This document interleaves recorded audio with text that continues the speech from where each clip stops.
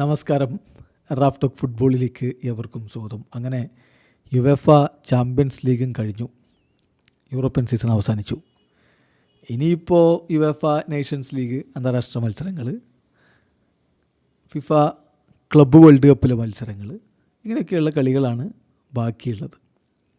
അപ്പോൾ ഈ സീസൺ ഏതാണ്ട് 90% കഴിഞ്ഞ ഈ സമയത്ത് ഇത്തവണത്തെ ബാലൻ ഡ്യൂർ പുരസ്കാരം ആർക്കായിരിക്കും?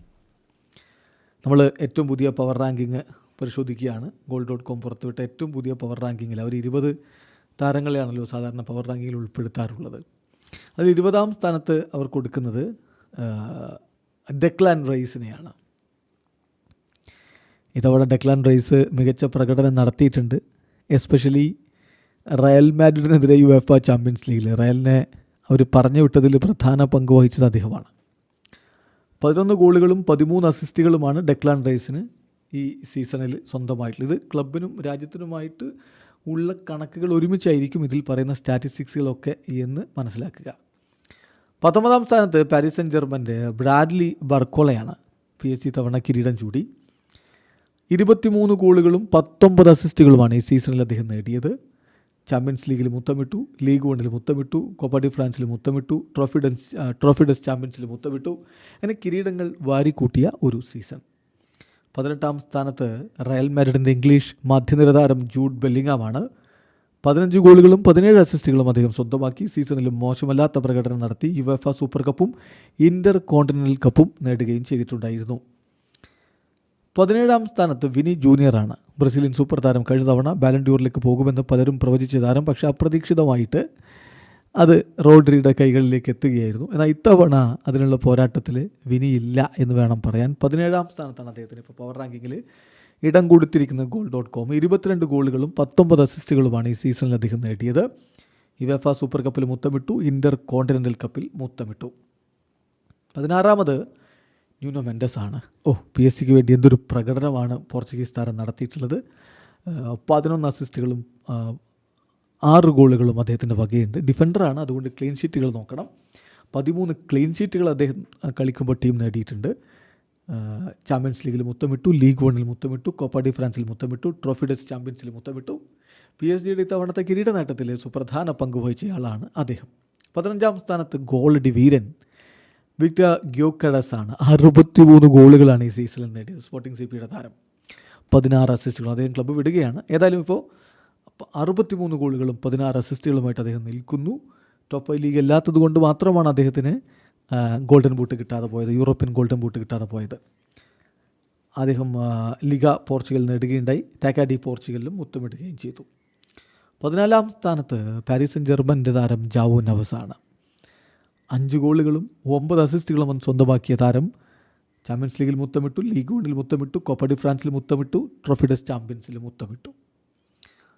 13ാം സ്ഥാനത്ത് വിറ്റീഞ്ഞ, PSG പാസ് മാസ്റ്റർ. മധ്യനിരയിൽ കളി നിയന്ത്രിച്ചത് വിറ്റീഞ്ഞയാണെന്ന കാര്യത്തിൽ തർക്കമേ വേണ്ട. PSG സൂപ്പർ താരം 7 ഗോളുകളും 6 അസിസ്റ്റുകളും സ്വന്തമാക്കി. ആ കണക്കുകൾ കൊണ്ട് അദ്ദേഹത്തിൻ്റെ കളി നമുക്ക് വിലയിരുത്താൻ പറ്റില്ല. എന്തായാലും ചാമ്പ്യൻസ് ലീഗും ലീഗ് 1 കോപ്പ ഡി ഫ്രാൻസും ട്രോഫി ഡെസ് ചാമ്പ്യൻസും ഒക്കെ നേടിക്കൊണ്ട് വളരെ സാർത്ഥകമായൊരു സീസണാണ് കളിച്ച് തീർത്തിരിക്കുന്നത്. 12ാമത് PSG തന്നെ മറ്റൊരു താരം ജിയാൻലുക്കി ഡൊണ്ണാരുമ. PSG ഫൈനലിലേക്ക് കൊണ്ടുപോയതിൽ സുപ്രധാനമായ പങ്കുണ്ട്. കിടിലൻ സേവുകളാണ് അവർക്ക് പല ഘട്ടങ്ങളിലും തുണയായത്. 13 ക്ലീൻ ഷീറ്റുകളാണ് അദ്ദേഹം നേടിയിട്ടുള്ളത്. ചാമ്പ്യൻസ് ലീഗിലും ലീഗ് 1 കോപ്പ ഡി ഫ്രാൻസിലും ട്രോഫി ഡെസ് ചാമ്പ്യൻസിലും മുത്തമിടുകയുണ്ടായി. 11ാം സ്ഥാനത്ത് റോബർട്ട് ലെവൻഡോസ്കിയാണ്. FC ബാഴ്സലോണയുടെ പോളിഷ് സൂപ്പർ താരം. 44 ഗോളുകളും 5 അസിസ്റ്റുകളുമാണ് സീസണിൽ സ്വന്തമാക്കിയത്. ലാലിഗയിൽ മുത്തമിട്ടു, കോപ്പ ഡെൽ റേയിൽ മുത്തമിട്ടു, സൂപ്പർ കോപ്പ ഡി എസ്പാനയിൽ മുത്തമിടുകയും ചെയ്തിട്ടുണ്ട്. 10ാം സ്ഥാനത്ത് ഹാരി കെയ്ൻ. ഒടുവിൽ ഹാരി കെയ്ന് ടൈറ്റിൽ കേസ് അങ്ങ് തീർത്തു. ഇത്തവണ കിരീടം ചൂടി. ഏതായാലും ബൂണ്ടസ് ലീഗയിൽ മുത്തമിട്ട താരം 13 അസിസ്റ്റുകളും 43 ഗോളുകളും ഈ സീസണിൽ സ്വന്തമാക്കിയിട്ടുണ്ട്. 9ാമത് പെഡ്രിയാണ്. FC ബാഴ്സലോണയുടെ താരം. 6 ഗോളുകളും 9 അസിസ്റ്റുകളും. അതുമാത്രം വെച്ചുകൊണ്ട് അദ്ദേഹത്തിൻ്റെ കളി നമുക്ക് വിലയിരുത്താൻ പറ്റില്ല എന്നുള്ളത് എല്ലാവർക്കും അറിയാം. കളിയിൽ അദ്ദേഹം ഉണ്ടാക്കുന്ന ഇമ്പാക്റ്റ് അത്ര വലുതാണ്. ലാലിഗയിൽ മുത്തമിട്ടു, കോപ്പ ഡെൽ റേയിൽ മുത്തമിട്ടു, സൂപ്പർ കോപ്പ ഡി എസ്പാനയിൽ മുത്തമിട്ടു. 8ാം സ്ഥാനത്ത് പാരീസ് സെന്റ് ജർമ്മൻ്റെ മൊറോക്കൻ സൂപ്പർ താരം അഷ്റഫ് ഹക്കീമി. അവരുടെ വിങ്ങിൽ തീ പടർത്തുന്ന കളിയാണ് അദ്ദേഹം നടത്തിയത്. ഫൈനലിലടക്കം UCLയിൽ ഗോളടിക്കുകയും ചെയ്തു. 10 ഗോളുകളും 15 അസിസ്റ്റുകളുമാണ് സീസണിൽ സ്വന്തമായിട്ടുള്ളത്. 20 ക്ലീൻ ഷീറ്റുകൾ ഡിഫൻഡർ ആയതുകൊണ്ട് അതുകൂടി പരിഗണിക്കണം. 20 ക്ലീൻ ഷീറ്റുകൾ. ചാമ്പ്യൻസ് ലീഗിൽ മുത്തമിട്ടു, ലീഗ് 1-ൽ മുത്തമിട്ടു, കോപ്പ് ഡി ഫ്രാൻസിൽ മുത്തമിട്ടു, ട്രോഫി ഡെസ് ചാമ്പ്യൻസിൽ മുത്തമിട്ടു. 7-ാം സ്ഥാനത്ത് പാരീസ് സെൻ ജെർമൻ്റെ ക്വിച്ചാക്കാഴസ്കേലിയയ്ക്ക് ഒരു പ്രത്യേകതയുണ്ട്.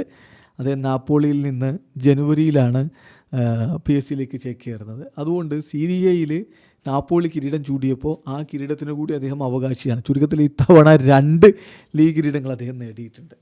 14 ഗോളുകളും 11 അസിസ്റ്റുകളുമാണ് സീസണിൽ അദ്ദേഹത്തിൻ്റെ സമ്പാദ്യം. യുവേഫ ചാമ്പ്യൻസ് ലീഗിൽ PSG-ക്കൊപ്പം മുത്തമിട്ടു, ലീഗ് 1-ൽ മുത്തമിട്ടു, കോപ്പ് ഡി ഫ്രാൻസിൽ മുത്തമിട്ടു.